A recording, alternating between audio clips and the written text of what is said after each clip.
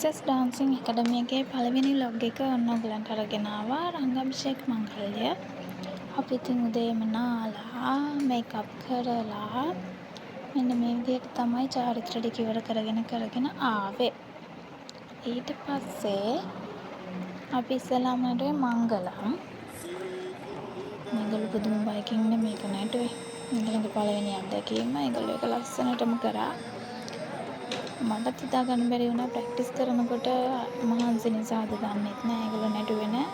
හැබැයි මෙතනදී මාරම ලස්සනට ඒගොල්ලෝ ඒක නැටුවා. ඊට පස්සේ ඒගොල්ලන්ට මහන්සි චුට්ටක් අරගෙන පයින්පත් තියපු ගුරුවරුන්ට තෑගි දුන්නා. ඊට පස්සේ දෙවැනියට අපි බුලත් පදේ නැටුවා. බුලත් පදේ නටලා බුලත් පදේ නටන ඉන්නකොට ටීචර්ගේ ආඩම්බරය ඔන්න විදිහට තමයි දැක්කේ. ටීචර්ට ඉතින් ආඩම්බරයිනේ. ඔන්න විදිහට ඊට පස්සේ දේවාරාධනාව නටලා අපි ඕඩියට පිරුවා. ඕඩියෙන් පස්සේ අන්තිමටකේදී මෙන්න මේ විදිහට තමයි ඒගොල්ලෝ ඒගොල්ලන්ගේ දක්ෂතාව පෙන්වන්නේ. ප්‍රැක්ටිස් කරනකොට මීට වඩා හරිම ලස්සනට වේගෙන් ගොඩක් කරගුණාට මේගොල්ලෝ මෙතනදී කරගුණේ බයෙන්. පයින්පත් ඔළුවේ තියෙන නිසා වෙන්න ඇති.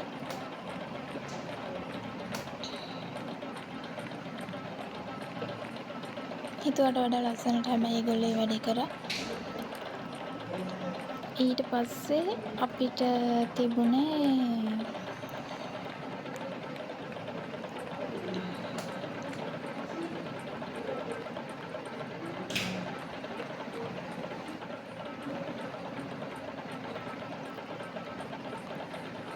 ගුරු වන්දනාව. ගුරු වන්දනාව මෙන්න මේ විදිහට තමයි තිබුණේ.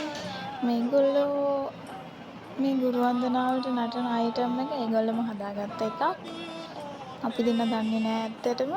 ඒ වෙලේ ඒගොල්ලෝ නටනකම් ඒකත් හරිම ලස්සනට හදාගෙන තිබුණා. ඒගොල්ලන්ගේ මෙච්චර කල් ඉගෙන ගත්ත දේවල් වලින් ඒගොල්ලන්ගේ දක්ෂතාවයෙන් ඒගොල්ලෝ හදාගෙන තිබුණා මේ අයිටම් එක. ඉස්සෙල්ලා කිව්වත් වගේ ඉතින් හරිම ආඩම්බරයි.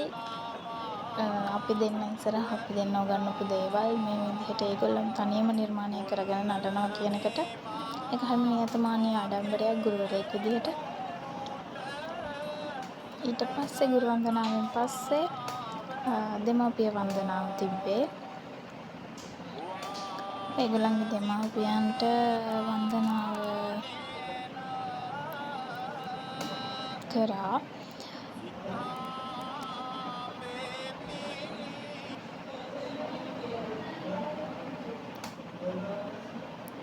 මෙන්න මේ විදිහට ඉතින් දෙමාපිය වන්දනාව කරාට පස්සේ ආරාධිත ගුරුවරු නර්තනය කරා.